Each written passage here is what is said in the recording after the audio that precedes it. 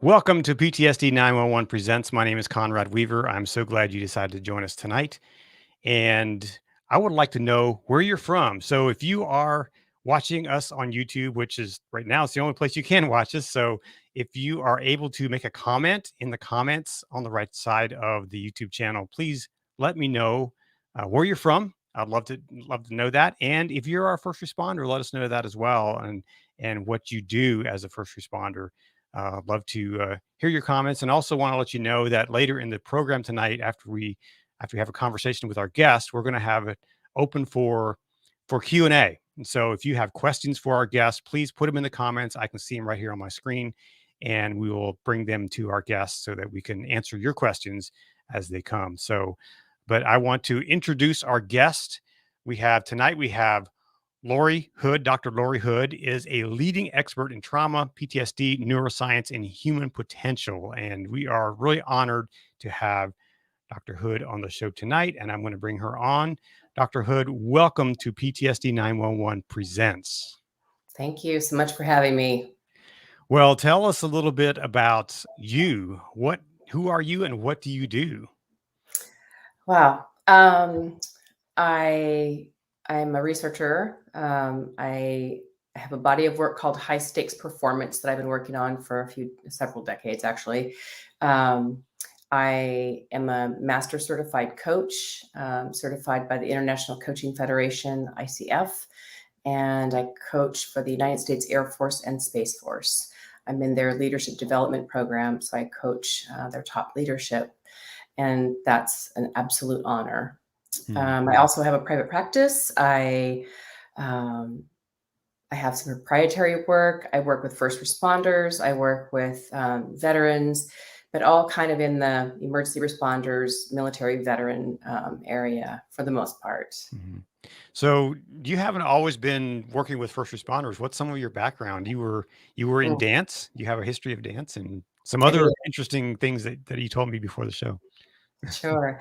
So I was a tomboy. I was very, very outdoorsy, and I always loved horses. I got a horse when I was about 7 years old, and then I started showing when I was an equestrian. Really seriously till I was about 18 or 19. And then I also danced. I've been a professional dancer off and on. And my dance has really moved into my scholarship and into the way that I work with trauma, dance and movement and music. That's an interesting combination, and we can get into that a little bit later. I want to know, though, you did a dissertation, from what I understand, about trauma and first responders. Mhm. What was your interest in getting involved in the first responder community? Well, I and my children were rescued by first responders. So I was married to an abuser. My former husband was abusive, and the Louisa County Sheriff's Department helped us get out and get away from him. Actually, took him out. So that was my first real introduction to first responders, was that they were there for us, and they checked on us for the time we were still in that house. And then I had the trauma knowledge, and I was really working in my research and things like that. And it was the hurricane season where we had, I think it was Harvey, and it was just, I think there was just a ton of hurricanes, and I started understanding that a lot of fire service folks are mandated to go to big disasters, and then they go back home and do their really traumatic jobs. And Mhm. so I started thinking that I had some knowledge and some things that I could do to help them, and I wanted to help. Hmm. I have a neighbor here in the community that I live who is on a very well-known search and rescue team, and I think he's retired now, but he Mhm. was deployed to many of those scenes. He was in Haiti after the earthquake 10 years ago, and some other places around the world. And I always thought, I wonder how that impacts these people, these men and women. They go to these disaster zones, and it's just pandemonium. Is just crazy, huge, large scale disasters. I can't imagine the trauma the impact that must have on these first responders. Well, yeah, and so I mean, our brains are wired to handle trauma, but in small doses or in daily sort of. I mean, trauma actually was adaptive a long time ago, and now it's become maladaptive. But our brain isn't wired to run toward danger over and over and over and over again. And that's basically what, emergency responders do, is they run toward danger when everybody else is running away. And I believe that they're almost born into it. It's who they are. I mean, they love their jobs, but for their physical body and their brain and body, it's really hard on them. Hmm. And then, you're talking about being mandated to go to a Haiti disaster and then come back and fight fires or do your EMS work or, that kind of stuff. Trauma is cumulative. So if you have a traumatic incident and you don't have the time or space or ability to process that trauma and begin to recover before the next one, then you're just piling trauma upon top of trauma on top of trauma on top of trauma. And so when those things pile up, what is a typical response from a first responder or a person who is dealing with these things and maybe they haven't dealt with those issues? Mhm. What happens? Well, everyone's an individual. So how you respond to trauma and I respond to trauma would be likely different, right? I think that there's a lot of stigma, and do you mean response in terms of how the trauma builds up in them, or the response how they try to handle it? Both, I guess both. Okay. Yeah. Mhm. So trauma is cumulative. I think it builds up unless there is a place to let it out and to work through it. Um, I also think that there's been a historical stigma. It's still there. Maybe we're breaking a little bit, but what I think happens is that historically, emergency responders, if they have trauma symptoms or post-trauma symptoms, and they do ask for help, by and large, um, they are stigmatized as being sort of damaged goods, and and often they lose their job. I mean, there's lots of times when they are just fired. Mhm. So it's And they're they're kind fired of because they're viewed as a liability to the agency or to their work? I think so. I mean, I think that's been the case. I think that once someone is diagnosed and they go for help, I think the the way it has been anyway is that people see them as damaged goods, and they're not going to have their back anymore. They're not going to be able to be their partner. They're not going to be able to perform or whatever. And in some ways, the opposite is the case, because there are people who are not asking for help, who are extremely stressed out and maybe traumatized, who are just trying to like white knuckle it and bear it. And a lot of people turn to alcohol or medication or drug use to try to quell the symptoms, to keep going and keep going. And then eventually it's just too much, Mhm. because it truly is too much. I mean, we're asking way too much from emergency responders, I believe, and not giving them the support, the money for treatment, the money for prevention. I mean, my work is preventative. It's Mhm. my work is to prevent, mitigate, and then recover from trauma.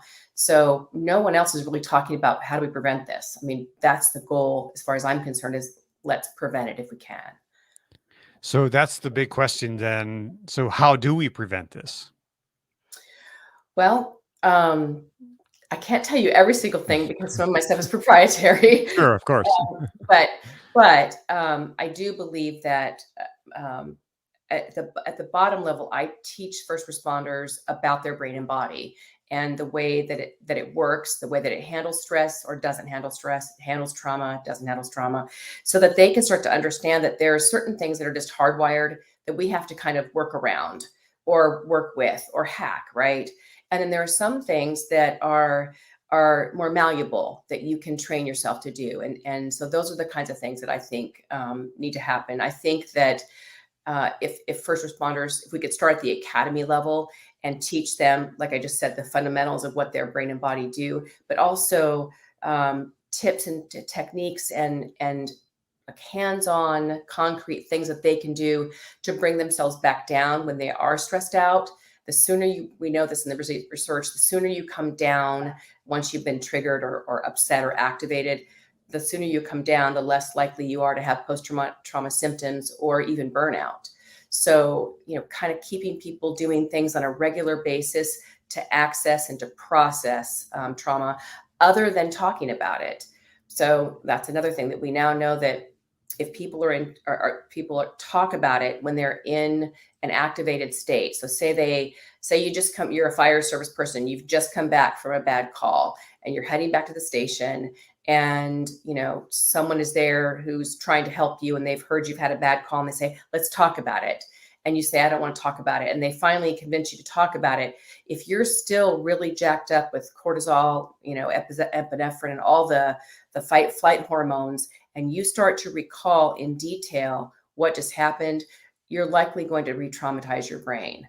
So talking about it isn't the end all be all, especially when someone is still very activated in their system, their physical body, right? Mm. Mm. So in your research, when you first started doing your research, let's go back to that moment. Mhm. What surprised you when you started unpacking this? Um, wow, that's a great question. Lots of things. So let me explain what my study was first. Sure. So I've been working with first responders for a lot of years, just in my private practice. So I was having one-on-one. I was coaching them. I was hearing their stories. I was shocked at what they go through, and how they just keep going and going and going. And one of the things that I heard a couple of times is that, someone's always studying us. We're like guinea pigs. And I thought, what? That doesn't feel good, right? And I said, so, I looked into the literature about who was trying to understand what their experience was, not how they handled stress, not whether they got PTSD, not whether they, would benefit from this test or that test or whatever, right? But just understand them.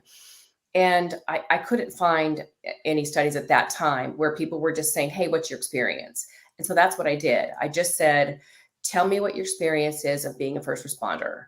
And then I actually muted my phone so I could just listen to them talk. And of course, I had IRB approval, and I could record and transcribe and all that stuff. But I would just ask them that question. And then I would ask the next question, which was, can you tell me more about that?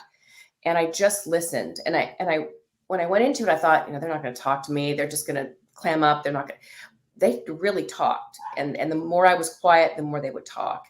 And so that was what I did. And I was really surprised to hear some of the things that I heard. One of the most interesting things was that after the interviews were over and I was done gathering data, I had several contact me and say, do you want to know, like, the real stuff? And I was like, well, yeah, I kind of wanted to know the real stuff before, but of course I do, right? I couldn't publish that, but I did listen, and they told me some really interesting things. I I would say, if there's one thing that I would guess, and no one's told me this, but I've worked with emergency responders for a while now. If there's one thing that I would guess that we could do as citizens, there's a bunch of things, but this is one. It would just to be steady. Like, if they're going to be a hero, then let him be a hero. If they're going to be the bad guy, then but the citizenry goes up and down with policy and politics and the times. And I feel like a lot of emergency responders get sort of jerked back and forth. They're either loved or they're hated. Mhm. There's no real in between for them. And Mhm. I just think that that's got to be rough. And that probably adds to the trauma and the stress, right? Sure. I mean, Yeah, especially in the past year or two, when it's just been crazy, coming out of COVID, and then you had the social unrest, and we don't have to get into all the politics of that, but I think that adds so much more stress, especially to law enforcement. sure. Mm.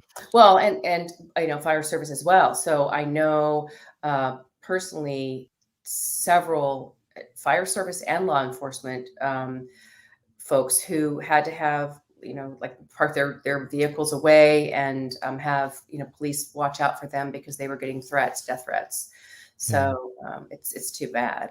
Yeah, it's crazy. I know I have a friend who's a sheriff's deputy, and he parks his cruiser back out of sight, by his house, so that it's Mhm. not visible from the main road. So, which is sad that you have to It do is that. sad. I mean, there are reasons. I mean, I will be the first to say that if a police officer is using excessive force, I think they should be prosecuted, and I think, they should be dealt with. But it is too bad that there are police officers and fire service personnel, lots of them, who really do just want to do their jobs, and Yeah, they get targeted as yeah. well. Do you think that some of the bad players that we've seen on the news over the past few years, perhaps some of their behavior has come out of some of the traumas that they have faced that they haven't dealt with. You said you didn't want to get into politics. Yeah, try not to. Yeah, that's a really big question. You know, I do believe that law enforcement. So I'll tell you a story. Let me just try to get it at it this way. When there is a an officer involved shooting that is prominent on the news, I watch it exactly twice. I watch it the first time, and then I don't watch it again. But I watch it the first time, and I try to watch it just as a human being, to just try to take in the stimuli and understand what my body and brain are doing. And it's very informative because I have a lot of reaction, right? Then I take a break, and then the next time, usually the next day, if I can wait a day, I will watch it as a traumatologist. And Hmm. I will say that I believe that there are um, law enforcement personnel, fire service as well, I'm sure, some who are traumatized and still trying to work, and that trauma gets triggered. And I've seen it on certain videos when you can tell they're not really thinking with the blood up, the blood's gone to the right in the back part of their brain because they're in fight flight. Hmm. So I think that is dangerous. But I would never say that just because someone had trauma, that's an excuse for them to be able to Hmm. brutalize somebody or step outside the bounds of what they're supposed to be doing and handling and working with citizens. Yeah, and I wasn't saying that to give them the license to do that. I was just saying perhaps Right. it's a symptom of something that they haven't dealt with, perhaps. Mm. Perhaps. I mean, Yeah. yes, but I mean, if we keep going with trauma, right? Hmm.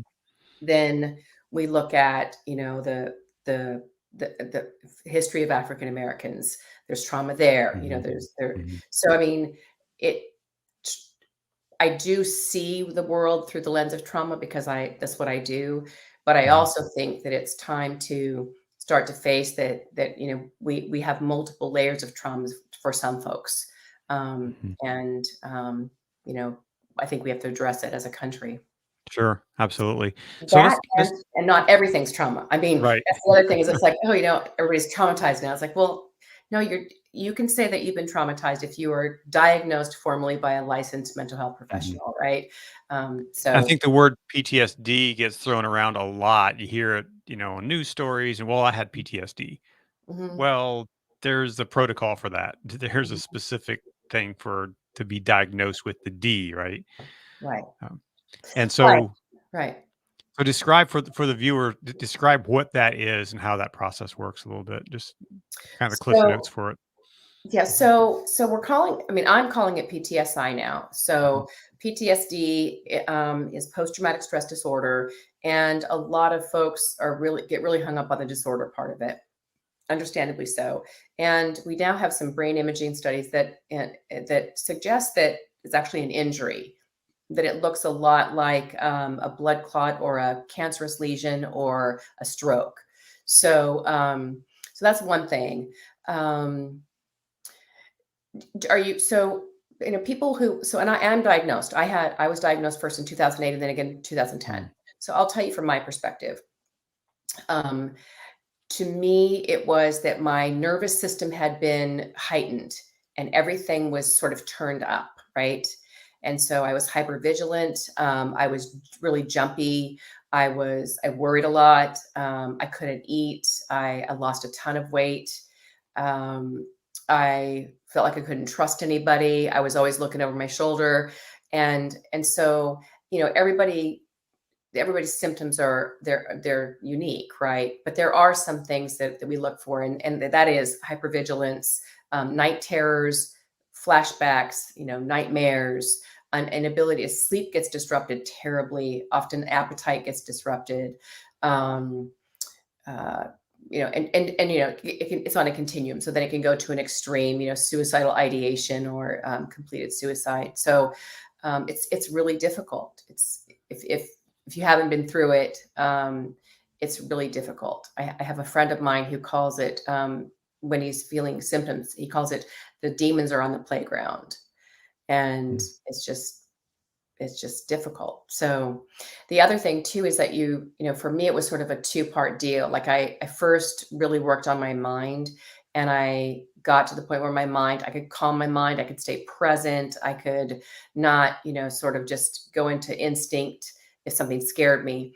But my physical body was a different story. There's still every once in a while, I think it's been about 6 or 8 months now, but every once in a while, my body will start to like feel like it's been shocked or something's gone on, and I have no idea what triggered it. But that's often the unconscious mind will receive a threat signal that you can't consciously, perceive. mm, So it was for me. It was first I got my mind under control, my thoughts under control, and then it took a lot longer to get my physical responses to calm down.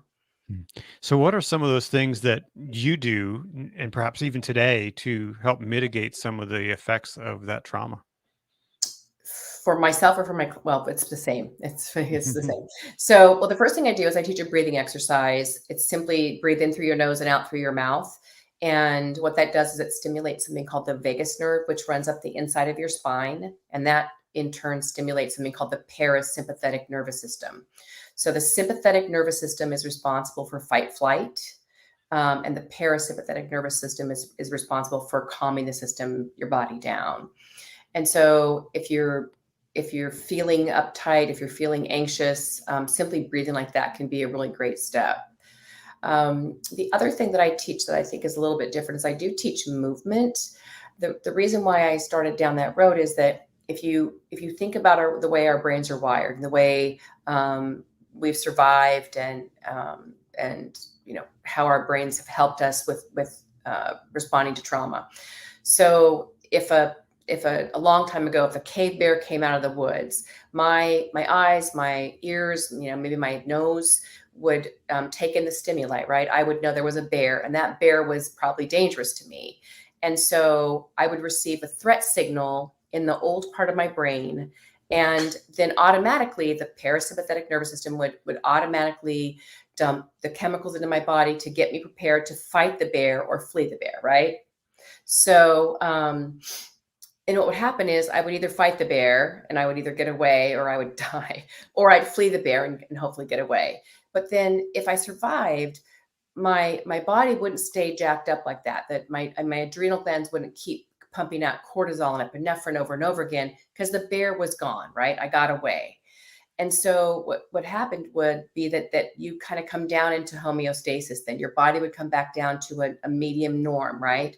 And not be up in fight flight anymore. And then, likely the next time you saw a cave bear would be at least a few days, I would think, or had that kind of reaction to something. So we're hardwired and our bodies are made to see something scary once in a while, react like crazy, fight, flight, go away, and then come down to normal. And in our world, there's 24-hour shopping, there's lights on all the time, noise. That's hard enough, let alone being a first responder who is up all night or constantly going out on calls on their shifts. Or so we're not made to be in fight flight all the time. And as emergency responders, their jobs demand that they are pretty much in fight flight on off and on all the time, right? There's no real break from it. So that's what happens. Mm. Yeah, I've seen that. I've spent some time, on a shift with a firefighting crew, and and they prepare for for sleep, but they know that at any moment those tones could go off and Mhm. they're out the door. And there've been some really amazing new technology that's been developed for kind of easing them back awake. I Right. was at a firehouse down in Virginia recently where Mhm. they have this panel on the wall that they can, if they're on the engine, they can turn off all the other alarms except Mhm. for their vehicle, and Mhm. so they only get alarmed if their vehicle gets called. And Well, that so would then make sense. I'm surprised that wasn't already in I place. know, right? Oh, geez. See, we just keep asking more of them and Right. not giving them a break. That one And seemed pretty logical. and so they can program that, and so I guess if they're like a battalion chief and they have to respond to, more things, and Right. they probably get more, but Yeah. they also have a system of, of lights that gradually come up, Right. and, tones that gradually increase in sound, so it doesn't have that jolt of, Darn. Yeah. you know, Yeah. Which waking them up. causes probably a bunch of adrenaline and everything, right?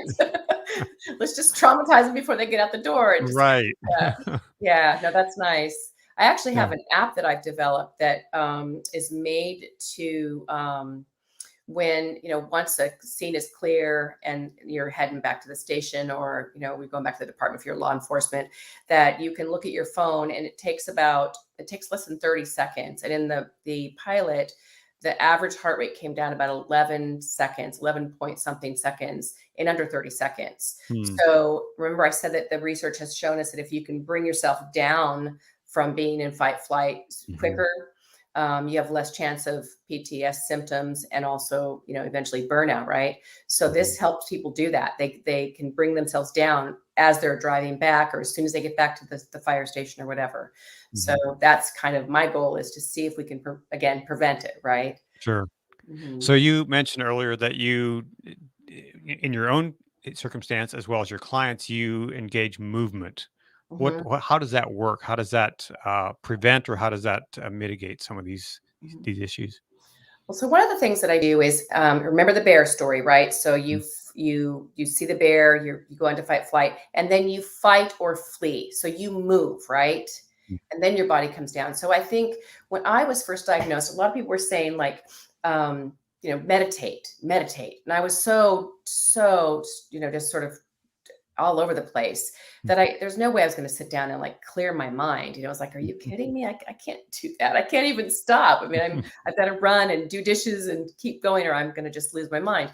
So, when I started realizing about how our bodies behave once they're triggered into some sort of a fight flight situation, it made sense that the movement is there. So a lot of times I teach people, I have this saying, it's called jumping jacks are your friend.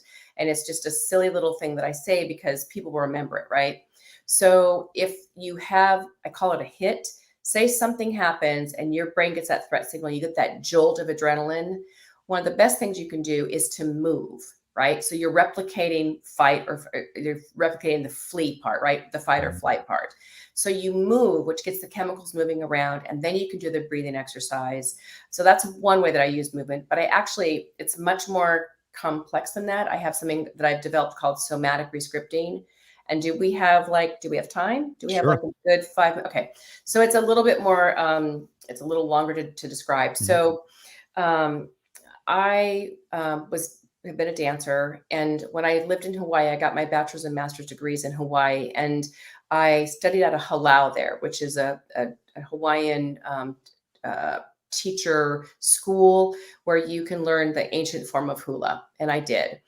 And then I was studying, I was researching, I was working with first responders and military and former military, and I was also processing my own trauma, and I realized that I was doing a lot of dancing and listening to music. And I had at the time I was married, and when I had a farm in Virginia, and we had horses, and so I would go down and then I would just scoop the stalls and work through my emotions. And it was about 8 months later, and I realized that my playlists, my music playlists, roughly aligned with Elizabeth Kubler-Ross's Stages of Grief. I had some Mhm. very sort of sad and just really grieving kind of music. I had some really angry music. I had lots of angry music for a long time, and then I had some just more light kind of acceptance music. And so that fascinated me. And then what I did was I started studying more ancient forms of dance. So I studied ancient belly dance. I studied some ancient African dances and some ancient indigenous American people's dances. And I noticed a common theme. And that common theme was that when they wanted to be in an empowered position, they would go into like a squatted position, not full squat, just a semi squat. And that it felt like your hips felt freer, and it felt easier to kind of get into your feeling like your body had power. So at this point, I'm going to give you my definition of trauma because it relates to what I'm talking about. So trauma is the sensory and emotional experience of being helpless to protect oneself or one's loved ones. So trauma happens when we're overwhelmed or when we feel helpless or we can't protect ourselves. We're being prevented from protecting our children or our loved ones or ourselves. And so by doing the opposite with this movement work that I've developed, you put your body in an empowered position. And it's called somatic rescripting. Soma is Greek for body, which means soma means body. So it's body work. And it's rescripting because I'm actually trying to rescript or put a new end on a memory. So the way that you do it, and I would suggest, actually, I would just request that you don't do it by yourself. If you have a therapist and you want to try it, you can. But basically, you choose some music that has a good beat to it. The human brain is hardwired to respond to a beat, and you just move back and forth. People, sometimes I have them stand in a doorway to shift their weight from foot to foot. But you get in this sort of squatted position, this empowered position, and you let your body feel that power. And remember, that's the opposite of feeling helpless. And what you do is you keep moving to the beat of the music in whatever way that's comfortable for you, and you start to remember that memory. And instead of the end being where you feel helpless or overwhelmed, and that's where the trauma occurred, you rewrite the end in your mind. You rewrite or rescript the end of the memory. And you keep your body in this empowered position so that your body is telling your brain, hey, I'm powerful, I'm not helpless. And your brain is telling your body, hey, we ended this memory differently, and now it's going to be like this.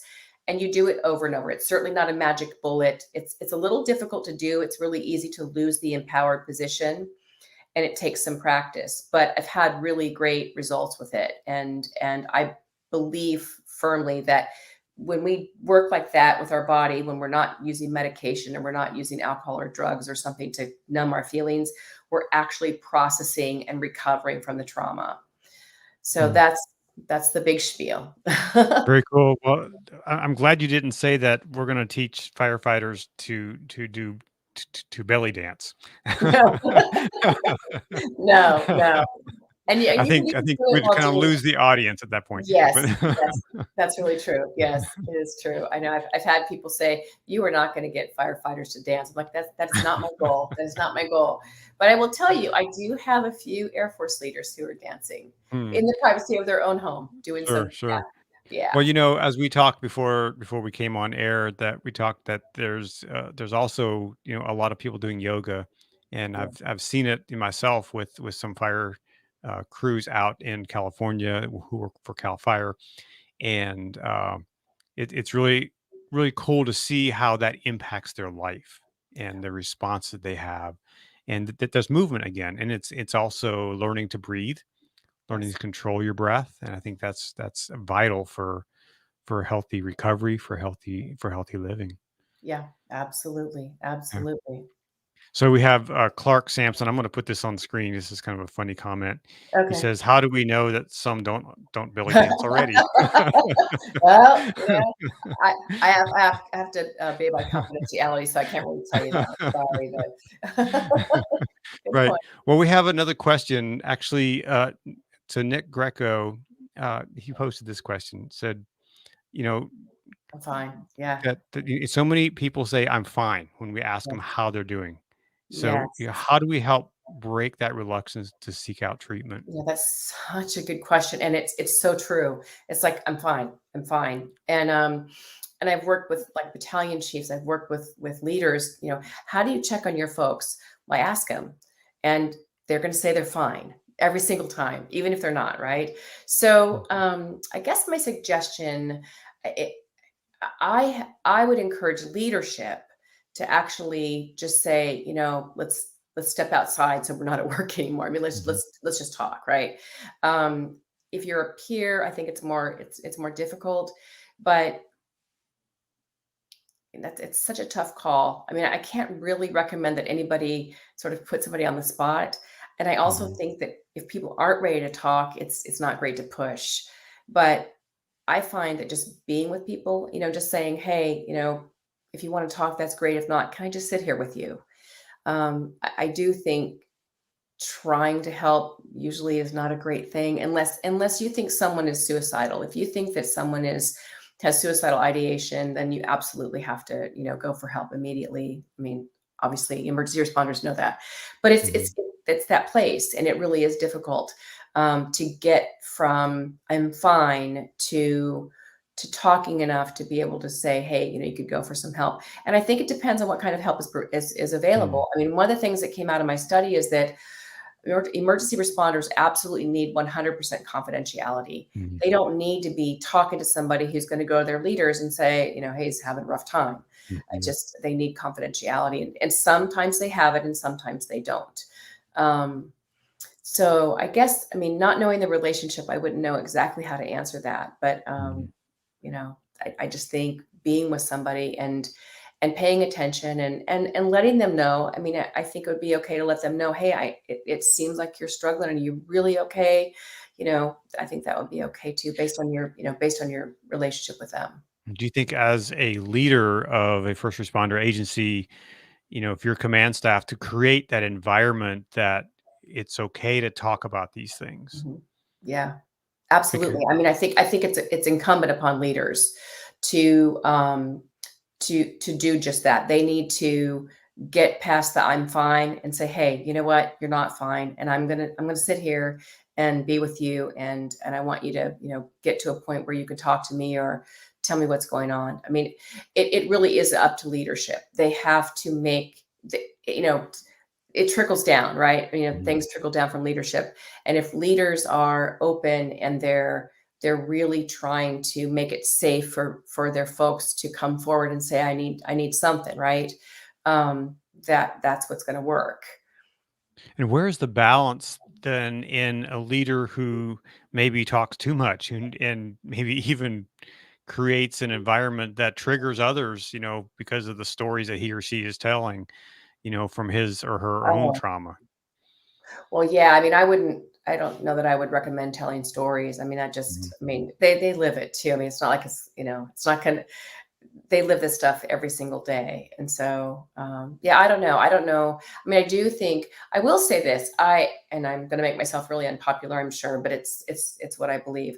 I do believe that some of the peer support work could use some tweaking, and by that I mean, I do know that some peers who are supporting their peers are really having some struggles. And Mhm. my proposal is that that the peers who are doing the peer counseling have their own group, have somebody come in, do a virtual session with someone like me, because you can't just hold that stuff. So Mhm. the other thing too is if the peer is not healed enough, then they can trigger the person they're trying to support too. So I know it's a relatively new thing, and I think it's great in so many ways. I just feel like there's a little bit of tweaking that needs to be done to make it even more healthy for both the peer who's mentoring and the peer who's Mhm. receiving. I think there's some really good peer support training programs out there that people can get into that I Mhm. think would be very very helpful for people who are really wanting to kind of really beef up their peer support in Right. their agency. Right. Um, so there's a question that floated through my head, and it just kept on floating. It That's just usually flew me. right That's through. usually me. I'm glad it's you.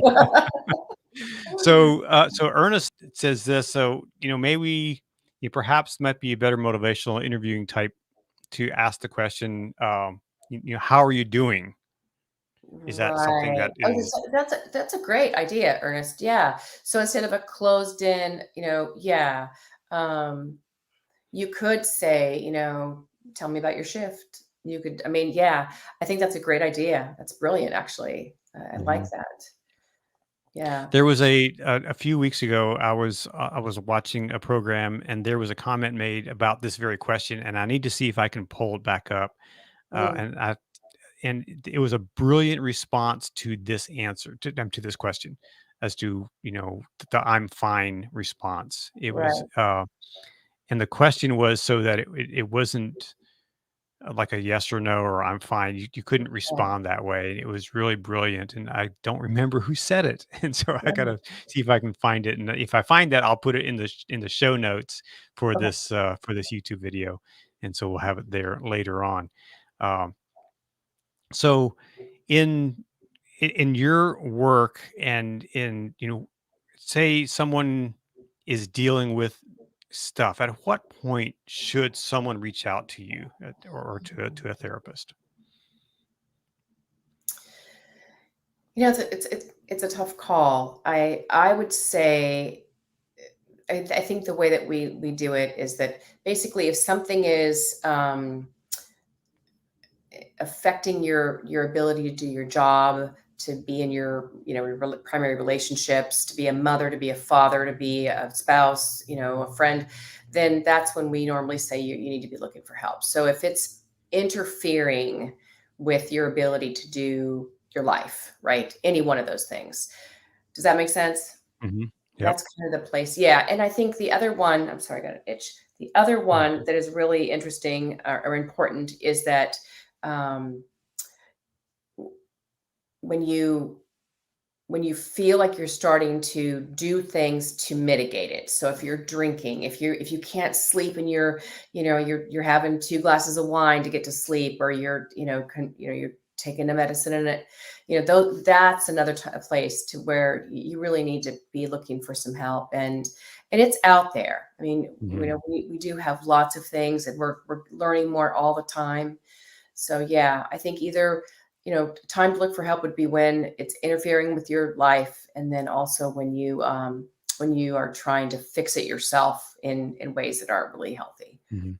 So let's talk a little bit about how a lack of sleep impacts trauma. Well, sleep is really complex. I mean, and I'm not a sleep specialist, but I can Mhm. tell you that sleep is super complex and that we need all stages of it, and we need enough of it, and we need it regularly, and we need to recover. And so, when you don't have that, when you're working shift works like firefighters do, when you're working, all night and then backing up to day shift, and there's just lots of data on this stuff, it literally shortens your life. Hmm. And so, one of the things that I was talking about earlier about the breathing exercise, you can do that breathing exercise just like 3 or 4 times a day. Just take a minute or two, and you will reset your body and give your body that break from being sort of on all the time. We have there's research into something called telomeres, that basically the shorter your telomeres are, the shorter your life expectancy. The longer your telomeres are, the longer your life expectancy. So if you could look at some of the techniques that I've talked about, like movement, letting your body move through and express your anger or fear, or whatever the outcome of that call was. If you can do it working out as well with music, it's there's lots of ways to do it. But then every time you let your body process some of that and move it through rather than get stuck, you give it your telomeres a chance to grow, right? So that's the good news, is you can grow them back. If they're short, you can actually do mindfulness practices and work your trauma out in a way that processes it, and so that your telomeres can regrow. Hmm. Wow, there's so many variables to this issue, right? And there's so many things that can impact a first responder and really can impact any of us. But I think first responders are much more susceptible to experiencing trauma. They're very much more likely to experience trauma on a pretty significant level. I mean, just today I was watching a news story of the plane crash in California that crashed into that neighborhood and destroyed a UPS truck and killed the driver and killed the pilot of the plane, and this house burst into flame, and there was just flames everywhere and people pulling people out of the house. And it was like, my first thought was, how are those citizens now who are going into that house pulling that person out, Yeah, they're going to have some trauma that they're dealing with, likely. very Yeah, likely. very likely. Yeah. Yeah. And, if you think about first responders, they're doing that all the time, Mhm. all the time. The other aspect of first responders that I think people don't know, and is that in lots of ways, they're kind of social geniuses, in that if you think about it, say you have a motor vehicle accident and say a woman is hurt and her child is in the back of the car, or whatever, and you get everybody out of the car and you take care of the woman and she's on the way to the hospital or getting taken care of by the paramedics or the EMS, whatever. And then you go from being the police officer or the firefighter or whatever your job is, doing the really high stress, high stakes stuff that you do to save people's lives. And then you got to turn and talk to a kid about their mommy. And I've seen it. And it's just incredible that these folks can go from being, really just doing their job and killing it to a little kid and get down on their knee and, really talk, and mommy's going to be okay. And we're going to go with her. And, you're not going to stay here. And it's just that kind of movement from one part of their job to the other part of their job takes an enormous amount of mental and psychic fortitude to be able to hold it together, and deal with all these moving things. And they never know what they're going to come up on, right? So they never know. And then to turn to like a kid or a spouse or, someone who's hurting and really have the compassion, that's a big switch. That's a big change. And it takes a lot to do that. Yeah. Yeah. And I think that to be a first responder, and especially these days, is so much more challenging. And I was speaking to someone earlier today, and they were just saying how that the trauma that first responders face today compared to what they faced even 20 years ago, can be so much more uh, acute. I mean, it can be so much more deadly or damaging, Mhm. because of now we have it on social media. You can see it again, on the news. You have a dozen people with their phone out there filming this stuff, and so it can hit them. They're there on the scene, now they're reliving it again because someone posted it on Facebook or on some social media site. And so, Mhm. how did those kind of things play a role into that cumulative Well, they just effect? add up. I mean, they just add up. I don't even have. I have a TV in my house. It was here when I moved in. I've never hooked it up. I don't watch the news. I don't watch TV. I just don't, unless I have to for a case, right? I Mhm. will, but it's really devastating. I mean, it's really difficult. So every time you live that through again and again and again, it does have an effect. And the other thing that I think is important to know is that if you think about firefighters used to just fight fires. Like that's all they did. Mhm. Like, and I think there are a few stations in the country still that they just fight fires. But the amount, and this is the thing that I found out in my dissertation, the amount of information and courses and training and blah blah blah blah blah blah that firefighters have to know, and then they have like their specialties too, right? But Mhm. it's not just about fighting. I mean, who do you call if you don't know who to call? Mhm. If something's gone wrong and you don't know who to, you call the fire department Right. because they're always going to come and figure it out, right? But that's a lot. And then they're mandated to go to hurricanes and floods and Mhm. all that kind of stuff. So yeah, it's a highly demanding job. It Yeah. really is.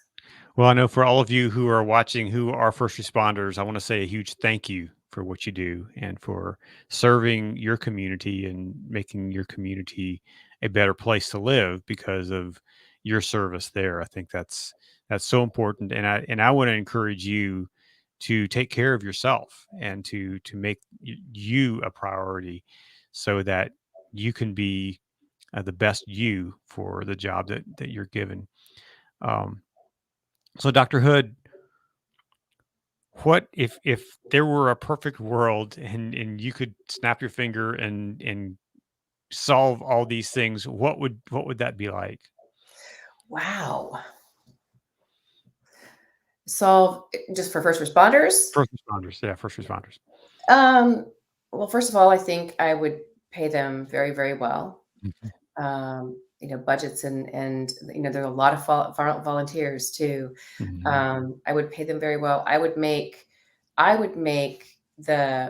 the academy level, I would train them about their bodies and brains. mhm, I would have ongoing, just not just training, but I mean things that they could do to process and to reconnect with their bodies. Even just games, playing, that kind of stuff. mhm, I would encourage citizens to try to understand what they really do. I mean, really try to understand. It's pretty phenomenal. Um, what else? I would break the stigma. I would make it okay for, everybody. I think if we could see people, the people who go for help are the strong ones. It's really Mhm. true. And yeah, I would start there for sure. Mm. Wasn't it, what was the show that he always said, Mr. Rogers always said, look for the helpers, Mhm. right? Mhm. If you're in trouble, look for the helpers. And I think the first responders are the helpers. Yeah, yeah. I've done a lot of I've trained several departments around the country, and one of the things that I do is I hand out a 3x5 card, and I ask them, "Why did you first get into this line of work?" And I ask them a couple of the questions, but every single one has said, "Because I want to help people." Hmm. Yeah. Well, and I think that's what you're doing as well. You're helping people. I'm And trying. I want to say thank you I'm for that. trying. It's not easy, I'm sure. So do you see a therapist for the stuff that you hear and see and experience? I haven't for a while, but I do. Oh yeah, Yeah. or a coach. I mean, I have a lot of coach and therapist friends, and I have Mhm. people I call. Absolutely. Absolutely. I wish people could see therapy as just an investment in yourself and could go before, things get really, really bad. But most Mhm. people go before, once things get really, really bad. But Right, and then it's yeah, so much harder to get back to a good place, right? right, right. Yeah. Yeah. And sometimes life just throws you something so hard that you're just not gonna stay. You're just gonna have to go down and come back up. So yeah. Yeah. Well, and the good thing is there's always helpers who are willing to help you Hopefully, back up. I mean, it would be nice. I don't I mean, I know some things have to change. I mean, I absolutely Mhm. think some things have to change, Sure. and we have to look carefully and honestly at the history of our country, and you know, um, but I also feel like it's a bigger, more complicated picture, um, and I don't think that every single first responder is responsible for that. Mhm. So, it's just complex. It just really is. Yeah. Yeah, Well, it's been a pleasure having you on the show tonight. Thank you so much for thank your you. insight, for your wisdom, and for your knowledge on the trauma that first responders face. Thank you for sharing. Certainly, it's been my pleasure. Thanks for having me. And if someone wants to reach out to you, how can they do that? So you can go to Lorie at the Hood Group LLC.com. You can also go to LorieHoodPhD.com. There are lots of different ways to reach me. There are forms there. The Hood Group has a form. You can find me on TikTok. So at Lorie Hood PhD is my handle across all social media. You can find me on all of it pretty much. So Very good. Well, thank you for joining us tonight, and stick around, and we'll wrap up uh, offline here. okay, And for those of you who are joining us tonight, thank you for being here. Thank you for being a part of PTSD 911 Presents for the comments. Thank you for sharing, and we look forward to bringing you another program next month. I'm talking to some folks about that. So be in kind of watch your emails for upcoming events, and we'll bring you another interesting program here on PTSD 911 Presents. We hope that you have a great evening, a great week, and be well. And we'll talk to you again next time.